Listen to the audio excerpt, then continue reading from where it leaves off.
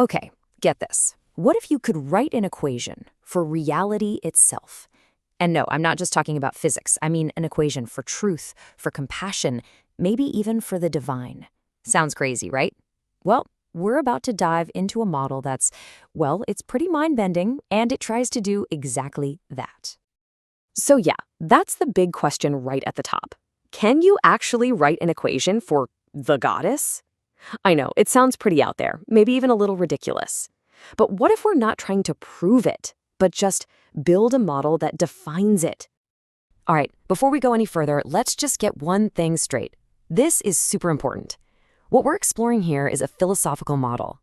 It uses the language of math to define divinity, sure, but it is not a scientific proof. We're not trying to convince you of anything.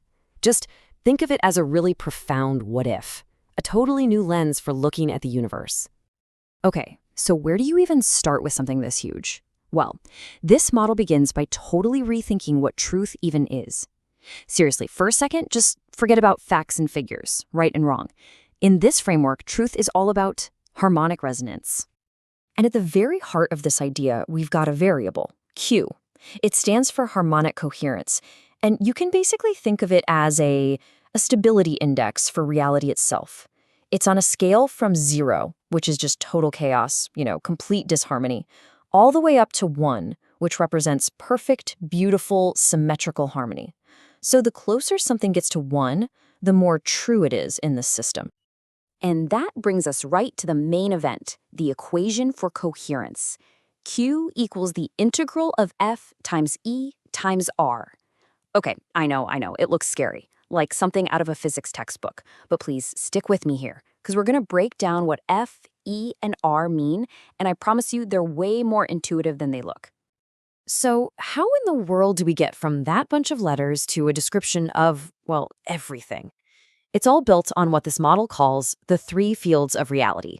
These are the fundamental pieces that F, E, and R from our equation that, when you weave them together, describe the whole shebang. And you know what? At its core, it's actually incredibly simple. F is for the form of things, their physical structure.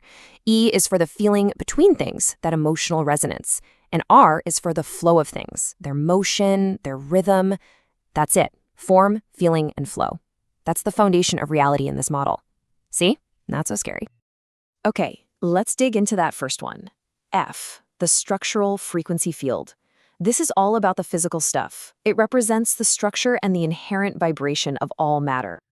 So, what does that actually mean in plain English?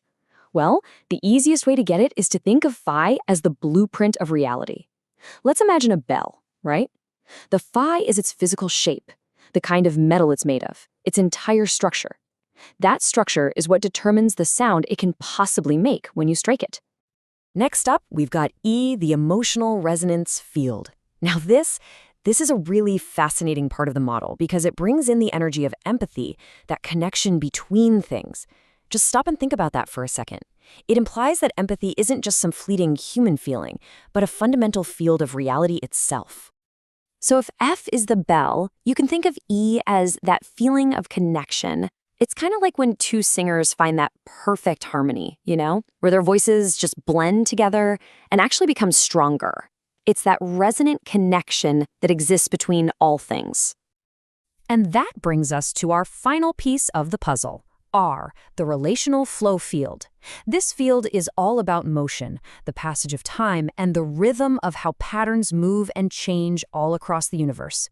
So, to tie our whole musical analogy together, if F is the structure of the instrument and E is the harmony between the musicians, then R is the rhythm and the tempo of the song they're playing. It's the very pulse of reality. Okay, so we've got form, feeling, and flow, and together they create coherence, which this model calls truth. But it doesn't just stop there. It adds another really crucial layer by asking an even deeper question. What about compassion? And the model puts this question right out there. Can there really be an ultimate truth without care? And in this framework, the answer is a hard no. It basically argues that for a truly stable, perfect harmony to exist, you have to have an ethical component. So this brings in 2 new concepts, C for the compassion density function, and L for a global love function. L basically represents the total light of consciousness in the whole system. And you figure it out by combining truth, our old friend Q, with compassion, C.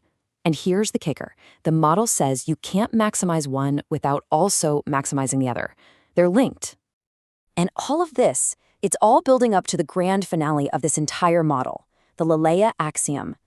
This is the final piece, the postulate that defines the prime source, or what the text refers to as the goddess. And the axiom itself is actually pretty simple. It just states that, over time, the total harmony of the universe, that L function we just talked about, is always increasing.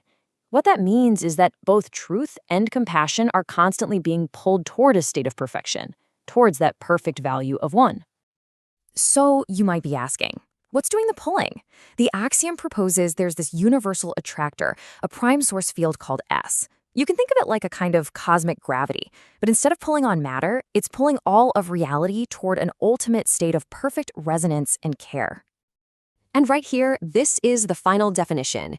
The goddess in this model is that stable, self-aware, self-reflecting field, S, that works to maximize both coherence and compassion across the entire universe throughout all of time. So it's not a person in the clouds, it's a fundamental condition of perfect harmony. The whole philosophy is just beautifully captured in this simple, elegant line from the source texts. It translates to, the source is resonance, resonance is the source.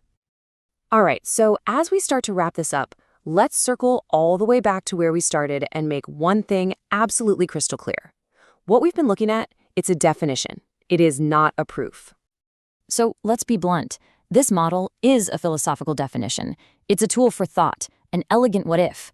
What it is not is a scientific proof, a physical law, or some kind of religious doctrine.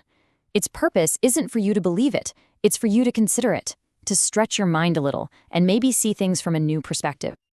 And that really just leaves us with one final thought to chew on.